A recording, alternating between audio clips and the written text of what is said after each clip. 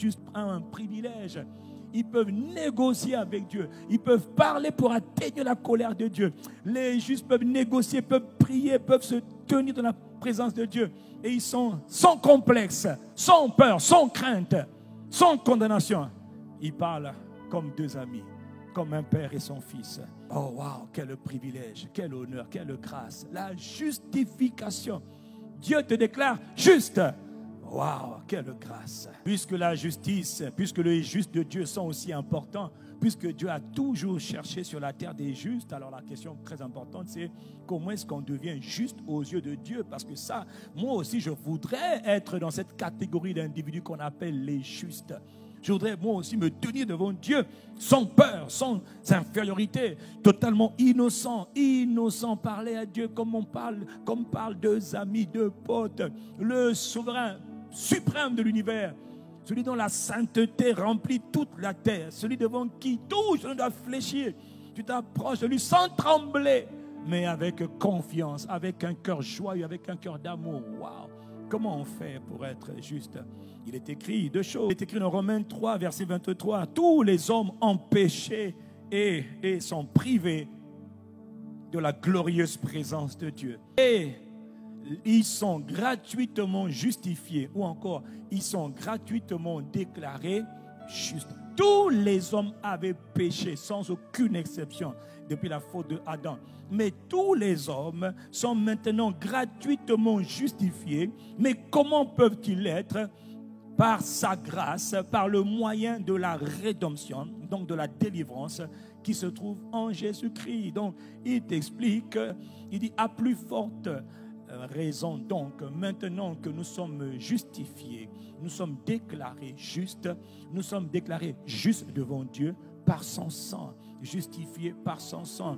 Donc, comment on fait pour être justifié? C'est d'abord par le sang de Christ. Le sang de Christ, c'est le sang de notre justification. Il a dit, Christ verse son sang pour nos péchés, mais il doit ressusciter pour faire de nous des justes. Donc, le moyen par lequel les hommes du monde entier peuvent avoir le privilège, l'honneur et la grâce de s'approcher du trône de la grâce de Dieu, de communier avec Dieu, de parler avec Dieu, d'être membre de la famille de Dieu, c'est par le sang précieux de Christ. Celui qui méprise le sang précieux de Christ ne peut pas comprendre et vivre, expérimenter la vie d'un juste. Celui qui n'honore pas le sang de Jésus ne peut pas être déclaré juste. Ce n'est pas par la quantité de prières qu'on est déclaré juste devant Dieu. Non, non et non. Ce n'est pas par la quantité de prières, ce n'est pas par les titres qu'on est justifié, qu'on est déclaré juste devant Dieu. C'est par le sang précieux de Christ qui a été versé. Et deux, c'est par notre foi dans ce sang, notre foi dans son œuvre, que nous sommes déclarés justes. Le thème de la justice de Dieu bien-aimé a été un thème longtemps attaqué, parce que le monde des ténèbres a toujours attaqué le sujet, la révélation de la justification. Parce que l'ennemi sait que quand quelqu'un comprend qu'il est juste aux yeux de Dieu, sa vie va changer. Même ta vie de prière va changer. Parler à Dieu sans peur, sans crainte, mais avec une grande foi, une grande assurance. Alors il dit dans Romains chapitre 5 au verset 1, étant donc justifié, ou encore étant donc déclaré juste par la foi. Comment? Par la foi.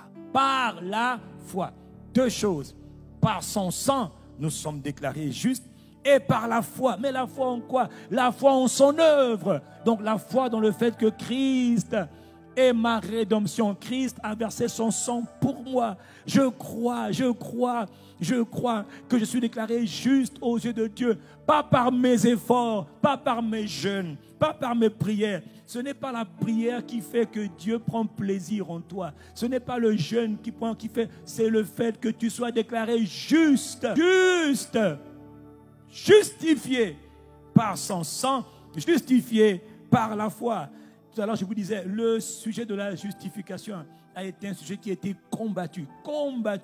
Il y a une épître dans les évangiles, l'épître de Paul aux Galates, l'église de Galates, ils avaient reçu le Seigneur Jésus, ils avaient aimé le Seigneur Jésus, ils avaient compris les dons spirituels. la puissance du Saint-Esprit. Ils avaient vécu dans les signes, les miracles et les prodiges. Mais ils avaient compris que eux qui étaient païens, ils étaient maintenant enfants de Dieu. Ils étaient maintenant des justes de Dieu.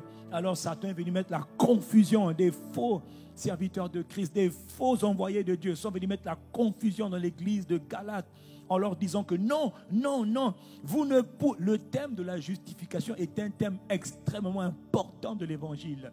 C'est un thème majeur parce que Jésus est ressuscité pour cela. Alors Satan a envoyé l'hérésie, le trouble, l'égarement, le mensonge pour leur dire non, nous sommes des Juifs, vous n'êtes pas Juifs. Pour que vous soyez sauvés, vous soyez justes, vous devez faire des œuvres. Autrement dit, il faut faire beaucoup de jeûnes, beaucoup de prières, beaucoup d'aumônes. Il faut vous circoncire. Il faut observer les lunes et les sabbats. Toutes ces choses compliquées. Et ça a été l'objet d'un grand débat. Le débat, la question sur la justification.